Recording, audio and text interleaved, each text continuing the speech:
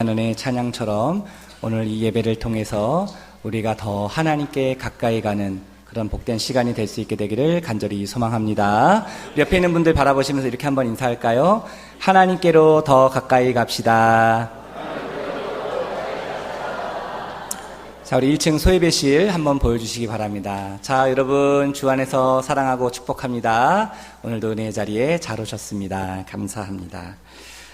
자, 오늘 제가 이렇게 보니까 우리 지난주 새생명 축제 때 또 우리 교회에 처음 오신 분들, 또 많은 분들이 얼굴이 이렇게 반갑게 보이고 있는데요. 오늘 이 시간을 통해서 그 하나님 아버지의 마음, 여러분들을 오랫동안 기다리시고 찾고 또 만나길 원하셨던 그 하나님 아버지의 놀라운 사랑을 깊이 다시 한번 경험할 수 있는 복된 시간이 될 수 있게 되기를 간절히 소망합니다. 자, 오늘은 새생명 시리즈 네 번째 시간, 또 다른 탕자라는 제목으로 말씀을 함께 나누도록 하겠습니다. 오늘은 지난 주일에 이어서 빛의 화가라는 별명을 가진 렘브란트가 그린 그 탕자의 귀한이란 이 그림을 통해서 이 그림 속에 담겨 있는 그 하나님 아버지의 마음을 우리가 다시 한번 새롭게 발견하며 또 은혜를 나누는 시간을 같이 가지기를 원합니다. 자, 우리 방송실 탕자의 귀한 그림 한번 보여주시기 바랍니다. 자, 여러분, 렘브란트의 탕자의 귀한, 우리 지난주 오신 분들은 이 그림을 보셨고, 제가 보니까 오늘 또 처음 오신 분들도, 낯익은 분들도 계시는데, 자, 이 그림은 렘브란트가 그린 탕자의 귀한이라는 작품입니다. 자, 근데 여러분, 저 그림 속에 지금 등장하는 사람들의 위치를 자세히 한번 보십시오. 자, 저 그림을 우리 육안으로 볼 때는 지금 한 5명의 인물이 보입니다. 근데 실질적으로는 그 탕자의 아버지죠. 저 왼쪽에 아버지 뒤쪽에 한 여인이 어둠 속에 희미하게 보입니다. 아마도 많은 사람들은 그 사람이 이 탕자의 어머니, 다시 말하면 이 아버지의 아내였을 것이다 라고 이렇게 추측을 하는데요. 그러니까 이 그림에 보면 총 6명의 사람들이 있는 겁니다. 자, 근데 여러분 잘 보십시오. 만약에 렘브란트가 이 그림의 주인공을 아버지와 둘째 아들인 이 탕자로 주인공으로 한정했다라면 이 아버지와 그 탕자, 이렇게 안고 있는 저 그림을 어디에 그리는 것이 자연스러웠을까요? 만약 이 그림의 주인공이다. 그럼 이 그림의 어디 위치에 그려야 그것이 자연스러우겠습니까? 여러분들이 화가라면 그 주인공을 어디에 그리고 싶습니까? 중앙에 그리고 싶겠죠. 저도 그렇게 그릴 겁니다. 왜 그렇습니까? 중앙에 있어야 가장 스포트라이트를 받고 또 중심에 서 있기 때문에 그렇지요. 근데 여러분 저 그림을 보면 이 아버지와 그 둘째 아들 탕자를 안고 있는 그 아들, 이 아버지와 아들이 가운데 있습니까? 약간 치우쳐져 있습니까? 가운데 있습니까? 아니죠. 예, 저 그림을 보고 만약에 저게 가운데 있다라고 보시면은 빨리 안과에 가보셔야 됩니다, 여러분. 예, 지금 시력이 안 좋으신 것 같습니다. 중앙에 있는 것이 아니라 왼쪽에 약간 치우쳐져 있습니다. 아버지와 둘째 아들 탕자는요. 자, 그리고 그림 오른쪽에 보면 이 탕자의 큰 아들이 거기 서 있고요. 이 아버지와 큰 아들 사이에 남자와 또 여인이 또 이렇게 희미하게 어둠 속에 보여져 있습니다. 렘브란트가 이 탕자의 귀한이라는 이 그림을 그리면서 이 사람들을 이렇게 그리고 이렇게 배치한 그 의도가 있다라는 것이죠. 이것을 통해서 오늘 우리가 읽었던 누가복음 15장에 나오는 그 예수님의 비유, 특별히 이 탕자의 비유 속에 담겨져 있는 그 하나님 아버지의 마음이 무엇인지를 이 그림을 통해서 이 렘브란트는 보여주길 원했다라는 것이죠. 자, 이제 그림을 내려주십시오. 여러분, 지금 저 그림에 보면 두 아들, 큰 아들과 둘째 아들인 탕자가 한 공간 안에 있습니다. 그렇죠. 저 그림 안에서 보면. 근데 우리가 오늘 읽었던 이 본문에 보면 큰아들은 밭에서 열심히 일하다가 돌아와 집 근처 밖에 있습니다. 집 안에 들어오지 않습니다. 집 안에 들어오지 않는 이유는 제가 좀 이따 말씀드리겠지만 이 큰아들은 지금 집 밖에 있습니다. 그리고 이 둘째 아들 탕자는 어떻게 됩니까? 허랑방탕하게 가진 재산을 다 탕진하고 돌아왔지만 면목 없지만 부족하지만 창피하지만 그것을 무릅쓰고 아버지를 생각하고 아버지 집에 돌아왔었을 때 우리가 지난주 살펴보았지만 이 아버지가 그 아들을 어떻게 대해줍니까? 아직도 거리가 먼데 측은히 여기는 거예요. 불쌍히 여기는 거예요. 긍휼의 마음이 드는 거예요. 이 아버지는 하루도 빠지지 않고 그 아들이 돌아오기만을 손꼽아 기다렸습니다. 그 이유에 대해서 제가 말씀드렸지요. 이렇게 불효막심하게 이렇게 그 아버지를 떠난 그 자녀, 그 당시 법에 의하면, 율법에 의하면 이 아들 동네 사람들이 돌을 들고 쳐 죽일 수 있는 그런 권한이 있다고 했습니다. 아버지는 그걸 알았기 때문에 이 아들을 지키고 보호하고 그 아들을 품기 위해서 이 아버지는 아직도 거리가 먼데 단번에 그 아들을 알아보고 달려갔다라고 그랬죠. 그리고 품에 안습니다. 그리고 좋은 옷을 입히고 손에 가락지를 끼고 그리고 신발을 신기며 이 아들은 세상의 아들, 탕자가 아니라 내 소중한 아들임을 많은 사람들에게 공식적으로 선포했다라고 그랬습니다. 그래서 이 아버지는 잃어버린 아들을 되찾은 그 기쁨이 너무 컸기 때문에 이 살진 송아지를 잡고 집안에서 큰 잔치를 벌였다라고 했습니다. 그럼 이 지금 둘째 아들 탕자는 어디에 있는 겁니까? 집 밖에 있습니까? 집 안에 있습니까? 집 안에 있죠. 아버지와 함께 잔치를 누리고 있습니다. 근데 이 큰아들은 평소처럼 똑같이 밭에 나가 들에 나가 일하고 열심히 성실하게 일하고 돌아왔는데 집 안에 들어오지 않고 집 밖에 서 있습니다. 성경은 분명히 두 아들이 서로 다른 공간에 있다라고 이야기하는데 렘브란트는 두 아들이 다른 공간에 있는 것이 아니라 한 공간에 있는 것처럼 그림을 그렸다라는 것이죠. 왜 렘브란트는 이렇게 그림을 그렸을까? 도대체 무슨 메시지를 전하고 싶었던 것일까? 자, 오늘 우리가 이 말씀을 통해서 그 렘브란트가 이 그림 속에 담겨진 그 핵심적인 그 메시지를 새롭게 발견하며 그 은혜를 함께 나누기를 원합니다. 자, 여러분, 예수님이 하셨던 이 탕자의 비유, 우리가 지난 시간에 살펴봤지만 이것으로 끝나지 않고 오늘 본문의 새로운 탕자의 비유 후반전이 시작이 됩니다. 모두가 살진 송아지를 먹고 즐기며 기뻐하고 있을 때 이 소식을 듣지 못했던 한 사람이 등장하죠. 그 주인공은 누굽니까? 바로 이 아버지의 큰 아들입니다. 자, 이 아들이 평소처럼 일하고 돌아오는데 아니 평소에 예상하지 못했던 듣지 못했던 그런 음악 소리, 악기 소리, 사람들이 춤추는 소리, 환호하는 소리가 들려오는 겁니다. 자, 이 과정을 통해서 이 아들이 느꼈던 감정과 또 아버지와의 관계가 어떻게 진행이 되는가? 자, 우리가 이 말씀을 통해서 첫 번째로 살펴보기를 원하는데요. 자, 우리는 여기서 첫 번째로 이 큰아들이 아버지의 겉모습을 닮았지만 그 아버지의 속마음을 알지 못했다라는 사실을 우리는 먼저 발견하게 됩니다. 자, 저를 한번 따라해 주시기 바랍니다.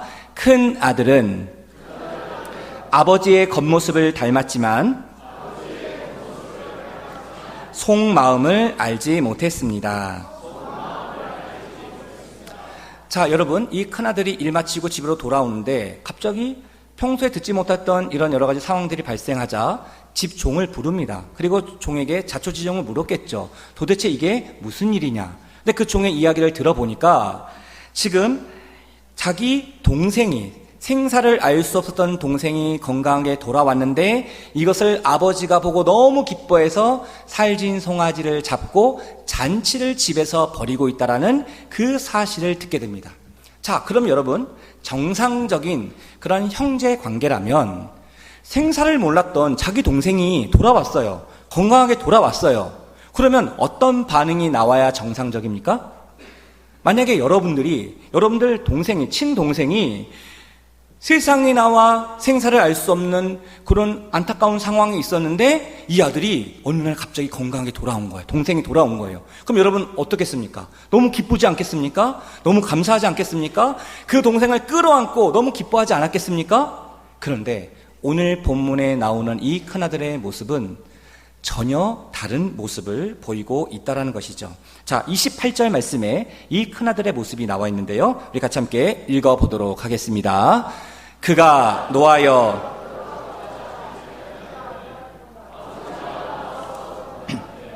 여러분 보십시오. 그가 노하여 분노했다는 거예요. 쉽게 오늘날로 말하면 뚜껑이 열린 겁니다. 그냥 화가 폭발한 겁니다. 그래서 이 아들은 집에 들어가려고 하지 않았다라는 것이죠. 여기서 여러분 우리가 한 가지 주목할 것은 무엇이냐면 이 큰아들과 이 둘째 아들 탕자의 상황이 완전히 뒤바뀌었다라는 거예요. 완전히 역전되었다라는 겁니다.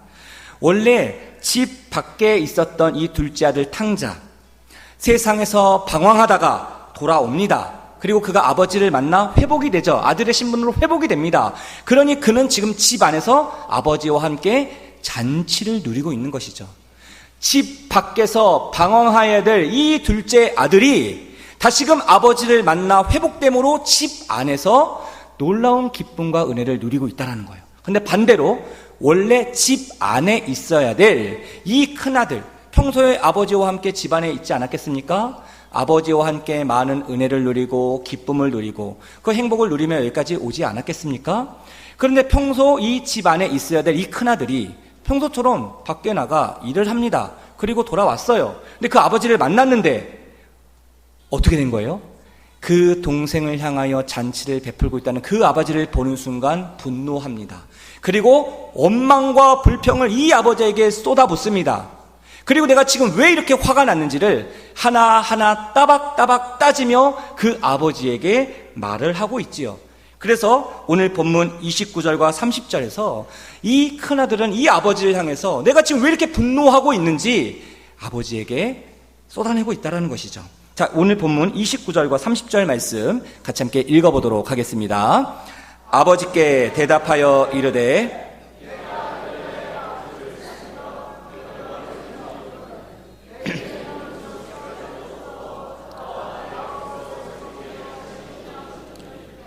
아버지의 살림을 창녀들과 함께 삼켜버린 이 아들이 돌아오매 이를 위하여 살진 송아지를 잡으셨나이다.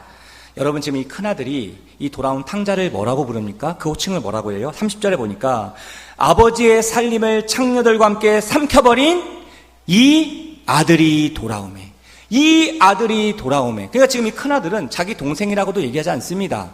이 아들, 다시 말하면 아버지의 아들, 당신의 아들이 돌아왔다라고 이야기합니다. 이 말은 바꿔 말하면 뭡니까? 내가 이 당신의 아들 내 동생으로 인정할 수 없다라는 거예요. 용납할 수 없다라는 거예요. 아버지는 용서했을지 몰라도 나는 이 아들을, 동생을 용서할 수 없다라는 겁니다. 그러면서 자신이 왜 이렇게 화가 났는지 아버지에게 이렇게 얘기하죠. 아버지, 저는 여러 해 동안 아버지를 섬긴 성실한 아들입니다. 그런데 당신의 저 아들은 아버지를 버리고 배신하고 떠났던 그런 방탕한 자입니다.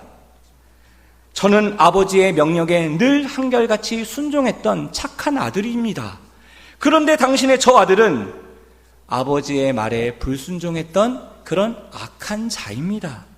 그런데 왜 지금까지 내가 이런 부당한 일을 경험해야 되고 지금까지 그럼 내가 누렸던 대가는 무엇입니까?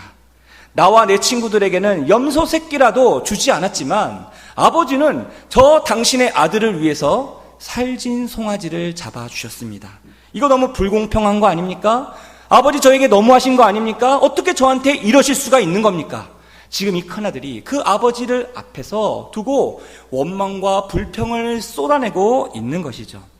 여러분, 이런 큰아들의 모습, 그리고 지금 이 아버지와 큰아들과의 있는 이 관계의 상황들, 렘브란트는 어떻게 이 모습을 상상하며 표현해나가고 있을까? 자, 방송실 큰아들의 모습을 한번 보여주시기 바랍니다. 자, 여러분, 탕자의 귀환이란 그 그림을 자, 오른쪽에 있는 큰아들의 모습을 좀 더 확대한 것입니다.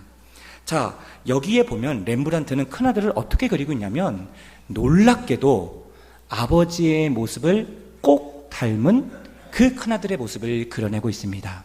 지금 큰아들의 모습을 보십시오. 큰아들의 모습을, 얼굴을 보면 아버지처럼 긴 수염을 하고 있습니다. 그리고 여러분 아까 탕자의 귀환에서 그 모습 보셨겠지만 그 둘째 아들 탕자를 포옹하고 안고 있는 그 아버지가 무엇을 둘러싸고 있냐면 붉은 외투를 둘러싸고 있습니다. 자, 근데 지금 저 큰아들도 보십시오. 겉에 무엇을 둘러쓰고 있습니까? 아버지와 동일한 붉은 외투를 두르고 있다라는 것이죠. 저것이 무엇을 의미하는 겁니까? 이 아버지의 모든 것이 다 이 큰아들의 것임을 상징적으로 보여주는 겁니다. 자, 그런데 우리가 주목할 것은 무엇인가? 이렇게 큰아들이 아버지의 겉모습은 닮았지만 그 아버지의 진짜 마음, 그 속마음은 알지 못했다는 것이죠. 그 아버지의 마음을 닮아가지 못했다는 겁니다. 그래서 아버지는 그 탕자를 향하여 몸을 숙입니다. 허리를 숙입니다. 그리고 그 탕자를 안고 있지만 이 큰아들은 어떻게 서 있습니까? 허리를 꼿꼿이 서고 굳게 서 있습니다. 아버지는 탕자의 어깨에 두 손을 올려서 따뜻하게 그 아들을 포옹하고 있지만 그 큰아들의 두 손은 어떻게 하고 있습니까? 꼭 손을 잡고 있지요. 아버지는 탕자를 측은하게 바라보면서 긍휼과 사랑으로 바라보지만 이 큰아들은 어떻게 봅니까? 돌아온 탕자를 못마땅하게 여기고 차갑게 냉소적으로 무관심하게 바라보고 있다라는 것이죠. 그래서 다시 한번 이 탕자의 귀한 그 그림을 한번 보여주십시오. 자, 여기에 보면 그 전에 그림, 여기에 보면 아버지와 큰 아들 사이에 긴 어두움이 그 두 사이의 관계를 가로막고 있습니다. 이 어두움은 무엇을 상징하는가? 그 탕자를 향한 그 자비로운 그 아버지의 모습과 자기 동생을 향한 무자비한 큰아들의 모습을 서로 대조하면서 그 아버지의 마음으로부터 멀어진 큰 아들의 모습을 상징적으로 보여주고 있다는 것이죠. 아버지와 큰 아들의 관계가 어둠으로 나눠지고 있다는 것을 보여줍니다. 자, 그렇다면 이렇게 원망하고 불평하는 큰아들을 향하여 아버지는 어떻게 반응하고 있는가? 여기서 우리는 두 번째로 아버지가 집 밖에 나와 분노하고 원망하는 그 큰아들을 달래며 그 잔치에 참여하려고 하는 그 아버지의 간절한 모습을 우리는 발견할 수 있습니다. 자, 저를 한번 따라해 주시기 바랍니다. 아버지는 나와서 큰 아들을 달래며 잔치에 초대했습니다. 자, 오늘 본문 31절과 32절 말씀을 현대인의 성경으로 번역된 그 말씀을 우리 화면을 보시며 같이 함께 읽어보겠습니다. 그래서 아버지가 대답하였다. 애야, 너는 항상 나와 함께 있으니 내가 가진 모든 것이 다 내 것이 아니냐. 그러나 내 동생은 죽었다가 다시 살아났고 잃었다가 다시 찾았으므로 우리가 즐거워하고 기뻐하는 것이 마땅하다. 여러분, 지금 불평을 쏟아내고 있는 큰아들을 향해서 아버지가 뭐라고 부르고 있습니까? 얘야, 이렇게 부르고 있습니다. 자신을 향해서 원망하고 불평하며 따박따박 따지는 그 아들을 향해서 이 아버지는 소리를 내서 이 아들을 꾸짖지 않는 거예요. 책망하지 않는 거예요. 왜 너는 나에게 이렇게 얘기를 하니? 내가 너에게 지금까지 해준 게 얼마나 많은데 너는 지금 동생이 돌아온 거 그것을 보고 이렇게 서운한 감정을 표출하니? 이렇게 아버지가 그 큰아들을 꾸짖지 않았다라는 거예요. 책망하지 않았다라는 거예요. 이 아버지가 둘째 아들이 돌아왔을 때 긍휼의 눈길로 따뜻하게 품어 안아주셨던 것처럼 지금 큰아들이 그 아버지를 향해서 원망하고 불평하고 화를 내면서도 불구하고 이 큰아들을 긍휼의 눈길로 이 큰아들을 품고 있다라는 겁니다. 그러면서 뭐라고 불러요? 얘야, 이렇게 부르는 겁니다. 얘야, 너는 항상 나와 함께 있지 않았니? 그러니 내가 가진 이 모든 것이 다 너의 것이란다. 그러니 화를 풀어라. 이렇게 지금 아버지가 그 아들을, 큰아들을 다독이고 있는 겁니다. 달래고 있는 겁니다. 그러면서 이 아버지가 그 큰아들에게 이렇게 얘기하는 거예요. 너의 이 돌아온 탕자는 당신의 아들이 아니라, 내 아들이 아니라 바로 너의 동생이다.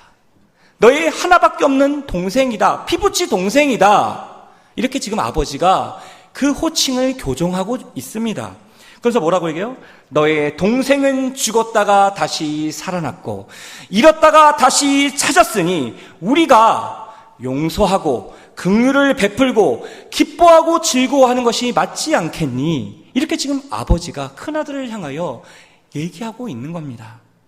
그리고 그 아들을 함께 잔치에 참여하기를 요청하고 있는 것이죠. 근데 오늘 이 본문, 예수님이 누가복음 15장에서 하셨던 이 탕자의 비유는 그 결말이 나오지 않습니다. 아버지가 큰아들에게 잔치에 참여하자라고 요청하고 초대했지만 이 큰아들이 잔치에 참여했는지 아버지 집에 갔는지 이것을 성경이 밝히고 있지 않다라는 것이죠. 사랑하는 성도 여러분, 렘브란트가 이 예수님의 탕자의 비유를 알고 그 그림을 그리면서 왜 서로 다른 공간에 있는 두 아들을 한 공간에 있는 것처럼 그렸을까요? 여기에서 우리는 중요한 한 가지를 살펴볼 수 있는데, 여러분, 서로 다른 두 공간에 있었던 두 아들을 서로 하나로 연결시켜주는 분이 있습니다. 서로 이어주는 매개체가 있습니다. 집 밖에서 있었던 큰 아들, 집 안에 있었던 둘째 아들 탕자, 이 두 아들을 하나로 묶어주는 다리 역할을 하는 자가 있었다라는 겁니다. 그 사람이 누구였을까요? 그 사람이 누굽니까? 여러분 누구라고 생각합니까? 아버지였습니다. 아버지. 아버지는 집안에서 둘째 아들 탕자와 함께 잔치를 누렸습니다. 그리고 집 밖에서 분노하고 원망하고 있는 큰아들을 달래며 같이 잔치에 참여하자라고 권유하고 설득합니다. 이 두 아들 사이에는 공통적으로 누가 있었던 거예요? 바로 아버지가 있었다는 거예요. 아버지. 여러분, 잃어버렸던 이 아들을 되찾고 집안에서 잔치를 벌이고 있었던 이 아버지, 분노하고 원망하며 아버지의 마음으로부터 멀어졌던 이 큰아들을 달래고 어울렀던 이 아버지. 이 아버지는 잃어버린 두 아들을 찾기 위하여 지금 하나님의 자비와 긍휼, 그 놀라운 하나님의 사랑을 이 아버지를 통해서 이 렘브란트가 보여주고 싶었던 겁니다. 여러분 다시 한번 그 방송실 탕자의 귀한 그림 한번 보여주시기 바랍니다.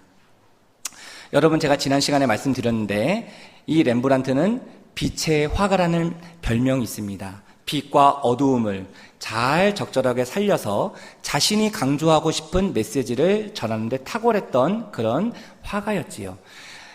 이 렘브란트가 이 탕자의 귀환에서 빛을 집중적으로 비추고 있는 세 부분이 있다라고 말씀드렸습니다. 여러분 기억나십니까? 기억이 안 나는 것처럼 여러분 지금 표정을 짓고 계시는데요. 기억나실 겁니다.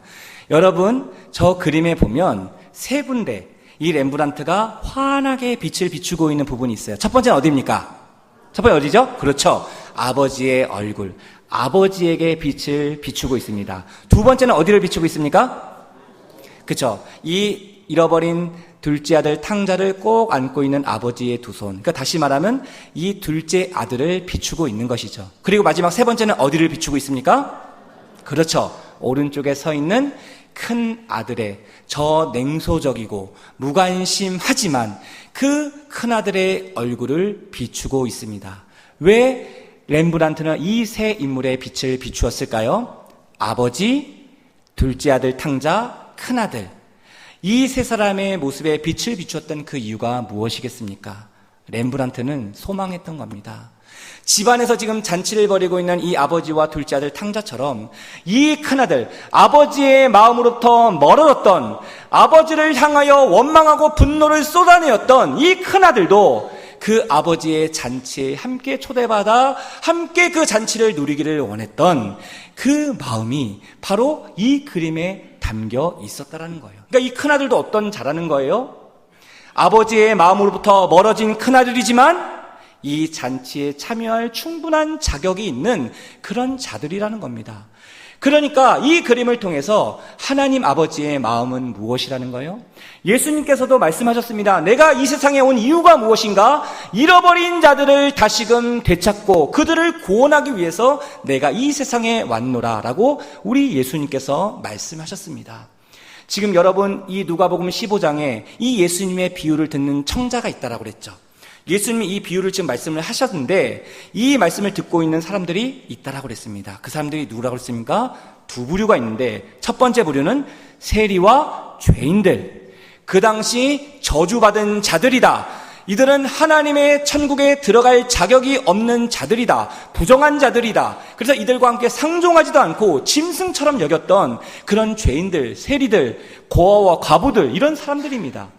이런 한 부류의 사람들이 예수님의 말씀을 귀 기울여 경청하고 있었고, 또 한 부류의 사람들은 누구입니까? 그 당시 종교 지도자들, 바리새인 서기관들, 소위 말하면 율법을 지키고, 그리고 그 성전 예배를 사수하고, 그리고 종교 생활에 특심을 냈던 이 종교 지도자들, 그들이 이 예수님의 비유의 말씀을 듣고 있었습니다.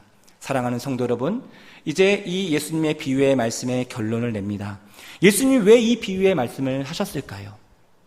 바로 예수님이 내가 이 세상에 온 그 이유를 말씀하시는 겁니다.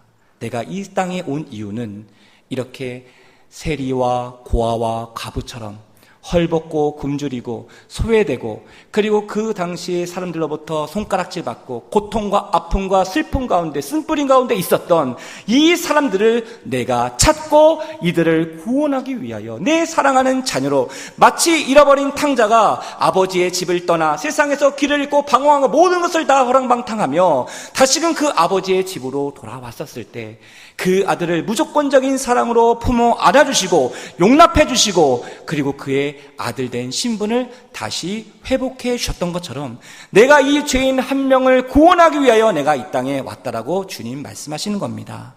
그런 죄인들을 향하여 손가락질하며 정죄하며 판단했던 이 종교 지도자들을 향하여 가르침을 주는 겁니다. 내가 이들과 함께 밥을 먹고 이들을 환대하고 이들과 가깝게 지내는 이유가 바로 이것이다. 너희들도 아버지의 집에 들어와 함께 이 놀라운 잔치에 참여하는 자가 되었으면 좋겠구나. 이렇게 지금 예수님께서 말씀하시는 겁니다. 여러분, 이 비유의 말씀을 들었던 바리새인 서기관들 어떻게 되었을까요? 이 이후의 본문의 말씀을 보면 이들은 이 예수님의 비유의 말씀을 듣고도 깨닫지 못하고 변화되지 않았습니다. 그러니까 그 큰아들은 집에 들어오지 않았다라는 것이죠. 사랑하는 성도 여러분, 오늘 이 말씀을 통해서 우리가 얻을 수 있는 교훈은 무엇입니까? 저와 여러분, 우리 안에 이런 탕자의 모습이 있다라는 거예요. 오늘 예수님이 비유하신 이 아버지의 집은 오늘날로 말하면 무엇이겠습니까? 교회를 의미합니다. 교회. 하나님 아버지의 집을 교회라고 이해해야 합니다. 만민이 기도하는 집, 그 아버지가 계시는 그 집을 교회라고 이야기합니다. 마치 이 둘째 아들, 이 탕자의 모습은 어떤 모습입니까? 그 하나님 아버지의 집인 이 교회를 오랫동안 떠나 있었던 자들입니다. 아니면 처음 온 자들입니다.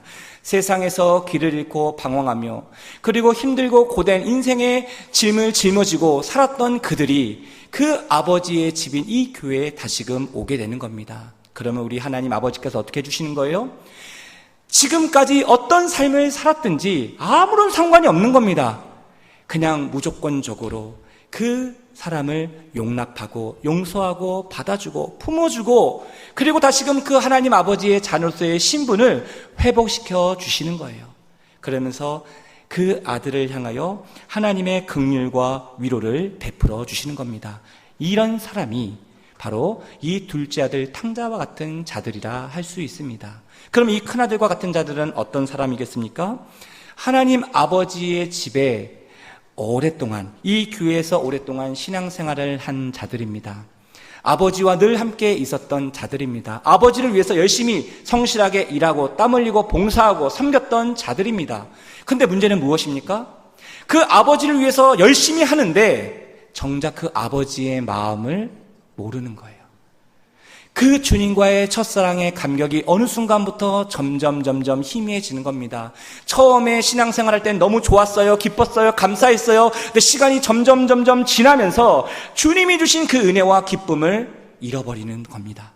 그래서 어느 순간부터 그 하나님의 기쁨과 감사와 그 긍휼의 마음보다는 자꾸만 내 입에 원망과 불평이 나오는 거예요. 자꾸 비교하면서 저 사람을 판단하고 정죄하는 거예요. 나는 이만큼 신앙의 수준이 있는데 저 사람은 이밖에 안 되는구나. 그 사람을 깔보고 무시하는 겁니다. 이런 마음이 있다라면, 이런 생각이 있다라면 그 사람은 오늘 예수님이 비유하신 이 탕자의 비유에서 큰 아들과 같은 자들이라 할 수 있습니다.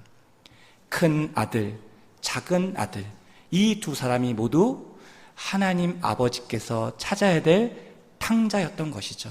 하나님으로부터 멀어진 두 아들이었다는 겁니다. 그러니 이 탕자의 비유에서 탕자는 한 사람이 아니라 두 사람이라는 것이죠. 바로 우리가 살펴봤던 이 큰아들도 또 다른 탕자였던 것입니다.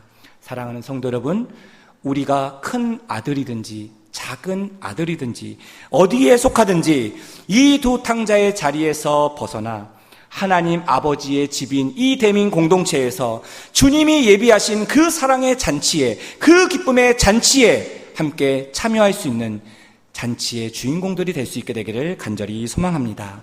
그래서 하나님 아버지를 바라보고 닮아가고, 그리고 하나님이 주신 그 놀라운 천국 백성의 삶을 이곳에서 함께 누리며 기뻐하며, 그리고 주님과 함께 이 믿음의 길을 걸어갈 수 있는 저와 여러분 될 수 있게 되기를 주님의 이름으로 축복합니다. 우리 옆에 있는 분들에게 마지막으로 이렇게 한번 축복합시다. 탕자의 자리에서 벗어나 아버지의 집에서 살아갑시다.